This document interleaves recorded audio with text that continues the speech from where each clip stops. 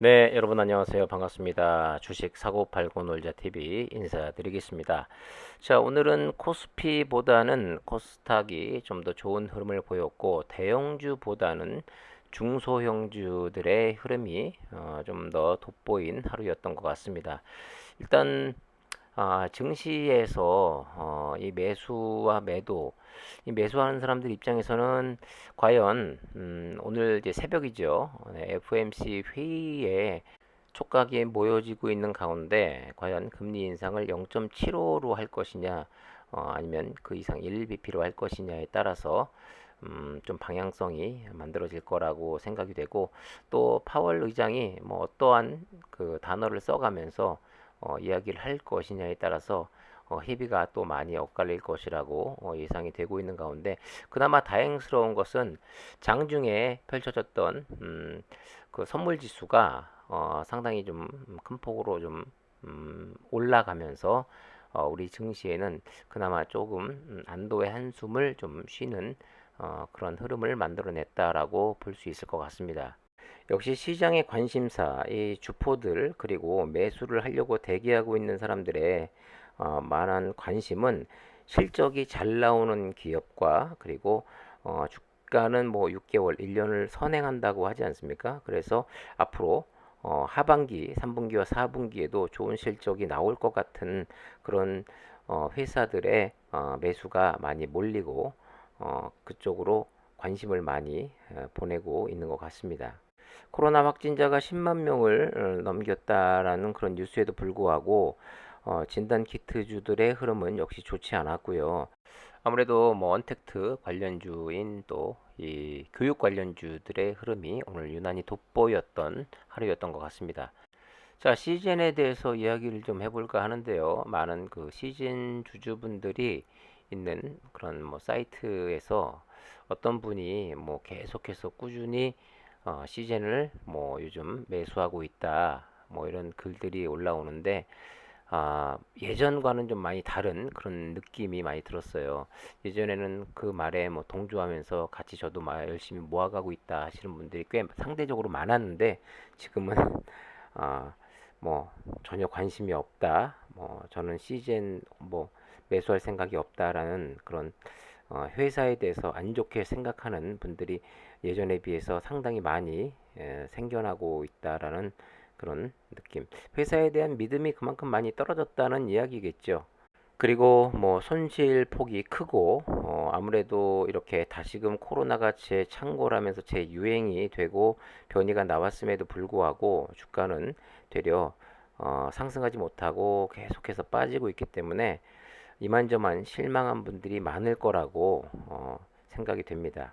자, 오늘도 시제는 상승 출발했습니다만 결과적으로 상승폭을 다 내주면서 0.12% 50원 내린 41,600원으로 오늘 장이 마감이 됐습니다.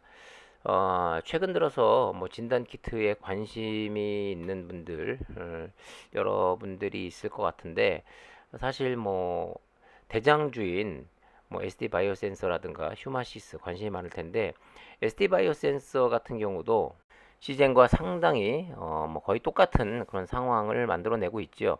역시 마찬가지로 음봉 마감 2.43% 1,050원 내린 42,100원으로 마감이 됐고, 또 지난주였죠. 캐나다에서 뭐 인증 소식까지 들려왔던 휴마시스 같은 경우도 똑같습니다. 네. 뭐 상승 출발, 음봉 마감 1.68% 350원 내린 2,500원으로 마감이 돼서, 뭐 진단 키트에 관심을 갖고 유심히 보신 분들은 아시겠습니다만 진단 키트 업체들의 흐름이 똑같아요. 이 말인즉슨 주식을 사고 파는, 특히 매수하는 입장의 개인 투자자들의 관심은 멀어져 있고, 거래량만 봐도 또 알 수 있죠. 이 진단 키트주들의 이 섹터를 움직이는 세력들, 돈이 있는 세력들의 관심 역시 상당히 많이 떨어져 있다. 더군다나 CGN 같은 경우도 오늘은 제가 파악을 못했습니다만은 어제만 하더라도 공매도 물량이 전체 물량의 거의 뭐 17%인가요? 상당히 많은 비중으로 계속해서 공매도의 타겟이 되기 때문에 주가가 힘을 발휘할 수도 없고, 공매도의 타겟이라는 이야기는 뭐 개인 투자자들도 다 인지하고 있는 상황에서 공매도가 많은 종목은 개인들이 쉽게 수익을 낼 수 없는 그런 상황을 다 알고 있기 때문에 쉽게 들어올 수가 또 없습니다. 최근 들어서 다시 10만 명을 넘겼죠. 하지만 10만 명을 넘겼음에도 불구하고 진단키트주들의 흐름이 좋지 않은 이유는 그전보다는 이 진단을 받는 사람들도 많이 적어졌거니와, 그리고 또 돈을 내면서 받아야 하는 경우도 많이 있고, 또 젊은 층 위주로 지금 확산세가 널리 퍼지고 있지만, 뭐 그들 생각에는 난 아직 젊고 뭐 이게 확진이 되더라도 뭐 사망까지, 위중증까지 갈 확률이 거의 없다라고 생각하기 때문에 그닥 진단에 대한 그런 효율성을 정확히 느끼지 못하는 것도 이유라고 생각이 됩니다. 자, 오늘 12개 자치구 임시 선별 검사소를 다시 재가동한다라는 그런 뉴스가 났습니다만은, 예전처럼 코로나 초창기 때처럼 PCR 검사가 주가되면서 상당히 많은 곳에서 이 PCR 검사가 이루어지고 있는 상황도 아니라는 겁니다.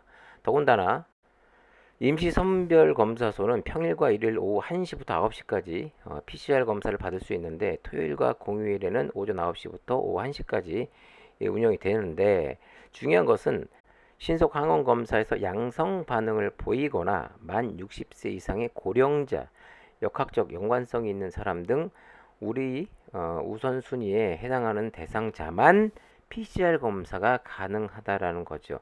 예전처럼 그냥 줄만 서서 기다렸다가 다 PCR 검사를 무료로 받는 게 아니라는 겁니다.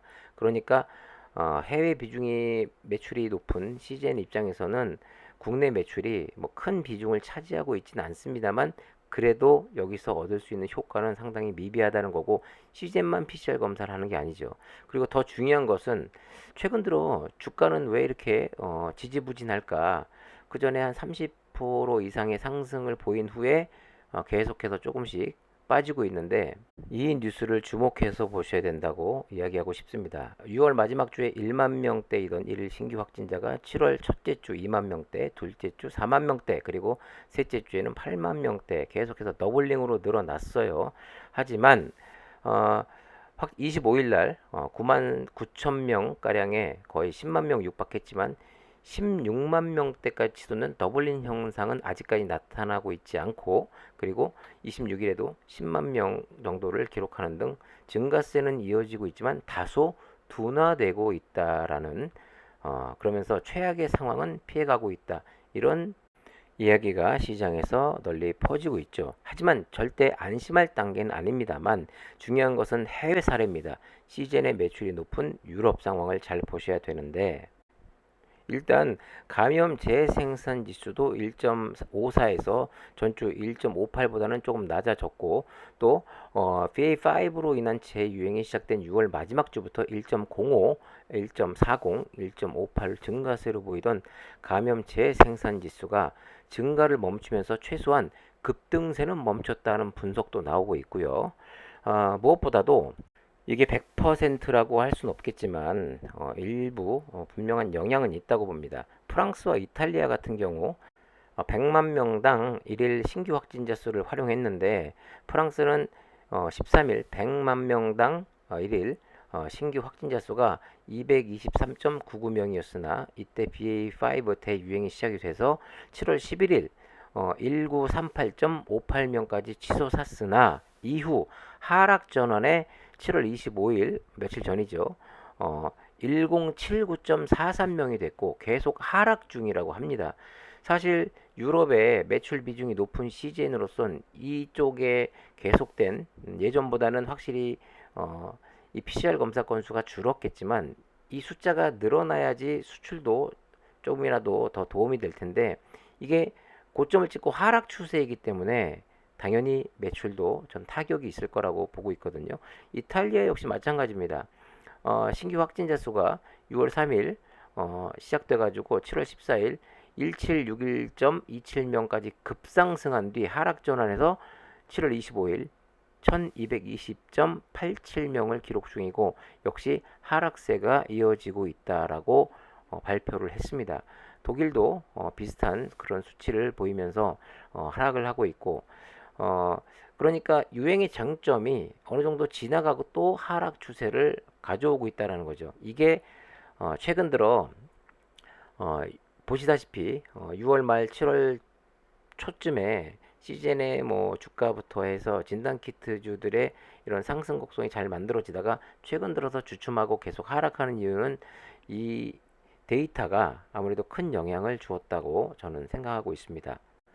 글쎄요, 이제 정점을 찍고 하락 추세를 보이고 있기 때문에 주가 역시 더 이상 여기서 반등을 못하고 횡보를 하면서 좀 더 낮은 가격대로 갈지 아니면 다시 재유행이 되면서 일단 조금이라도 더 상승 패턴을 만들어낼지는 좀 더 추이를 지켜봐야 되겠습니다만은 제가 계속해서 말씀드린 바와 마찬가지로 2분기는 끝이 났고 이제 3분기의 매출 그리고 이제 찬바람이 불기 시작하는 4분기의 매출과 코로나 유행이 또 어떠한 변이가 나오는지에 따라서 주가는 그래도 좀 출렁일 것으로 예상이 되기 때문에 계속해서 시즌을 보유하고 계신 주주분들이라면 이런 소식에 귀를 좀 기울여 둘 필요는 있고 그리고 지금 어, 미국의 그 프리장에서 뭐 많은 종목들이 지금 상승을 보이고 있는 가운데 일단 뭐 전체적인 뭐 시장 전체에 상승하는 패턴 속에서는 뭐 진단키트의 종목들 소외됐던 종목들도